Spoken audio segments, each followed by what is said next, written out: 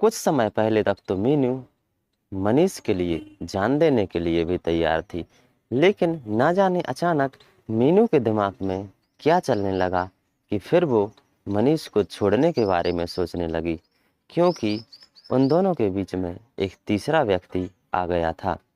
जब वो तीसरा व्यक्ति आया तो जो मीनू थी वो मनीष से इतनी नफरत करने लगी जिसकी कोई हद नहीं थी।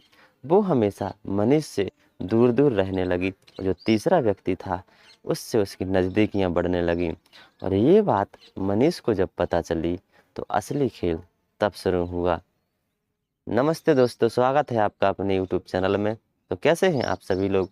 आशा करता हूँ आप सभी लोग बिल्कुल ठीक होंगे और स्वस्थ होंगे। ये जो घटना मैं आप लोगों के लिए सुना रहा हूँ, ये घटना है उत्तर प्रदेश के गाजीपुर की। तो एंड तक सुनते रहिए। गाजीपुर में एक इलाका पड़ता है नंदगंज, उसकी ये घटना है। तो क्या होता है, कुछ समय पहले एक न्यूज़ आती है जिसमें बताया जाता है कि एक लड़की थी जिसका नाम था मीनू और एक लड़का था जिसका नाम था मनीष। ये एक दूसरे से बहुत प्यार करते थे। इनका जो प्यार का सिलसिला था वो इतना आगे बढ़ गया था कि ये एक दूसरे के लिए जान देने के लिए भी तैयार हो जाते थे। ऐसा ही समय गुजरता रहा। ना जाने जो मीनू थी उसके दिमाग में क्या ख्याल आने लगा कि वो मनीष से दूर दूर रहने लगी। और जब बाद में पता चला कि इस इन दोनों के बीच में तो एक कोई तीसरा लड़का आ गया है, यानी लव ट्रायंगल हो गया है, तो सुनकर होश उड़ गए लोगों के। क्या होता है कि मनीष और मीनू के बीच में एक तीसरा लड़का आ गया था जिसका नाम था राजेश। जब राजेश आ गया इन तीनों के बीच में, इन दोनों के बीच में, तो क्या होता है, जो मीनू है वो मनीष से दूरी बनाने लगी और राजेश से नज़दीकियां बनाने लगी। वो मनीष से मिलना ही नहीं चाहती थी। जो कुछ समय पहले तक एक दूसरे के लिए जान देने के लिए तैयार थे, अब वो जो मीनू थी वो मनीष से मिलना ही नहीं चाहती थी। लेकिन जो मनीष था वो मीनू को छोड़ना नहीं चाहता था। वो तो उससे जैसा पहले प्यार करता था वैसे ही अभी भी प्यार करने लगा था।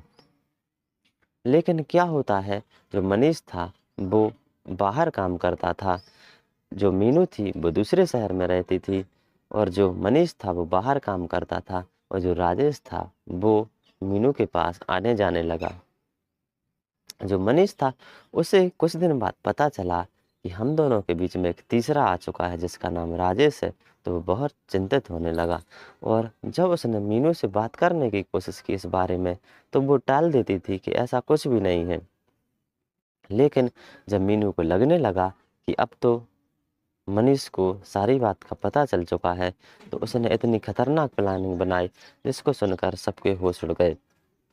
उसने जो मनीष था जो बाहर काम करता था उसको एक बहाने से बुलाया कि हम लोगों ने बहुत दिन से मुलाकात नहीं की है, हम लोग बहुत दिन से नहीं मिले हैं, इतने समय से हम लोग प्यार कर रहे हैं, लेकिन बहुत दिनों से हम लोग मिले नहीं हैं, तो तुम आ जाओ। तो उसने क्या किया कि जो वो मनीष था जो बाहर काम करता था उसे वाराणसी रेलवे स्टेशन पर बुलाया। तो वो जब ट्रेन से आया तो जो मीनू थी उसे रिसीव करने गई और एक कार में ले गई जिस कार में मौजूद था राजेश। लेकिन जो मनीष था वो राजेश को नहीं पहचानता था, क्योंकि जो राजेश था वो केवल मीनू को पहचानता था और मीनू राजेश को पहचानती थी। लेकिन जो मनीष था वो राजेश को नहीं पहचानता था। जो राजेश था वो उस कार का ड्राइवर बना हुआ था।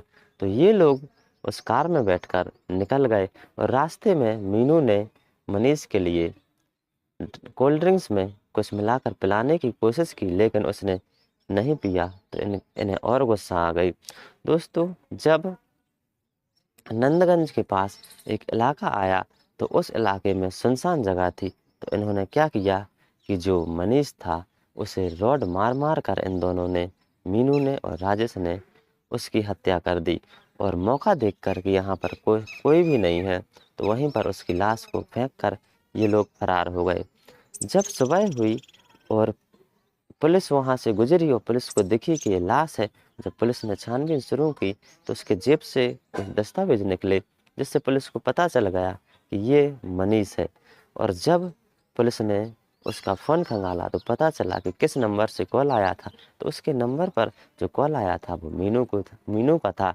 तो पुलिस ने वहीं से अपनी जांच शुरू की और मीनू को पकड़ा।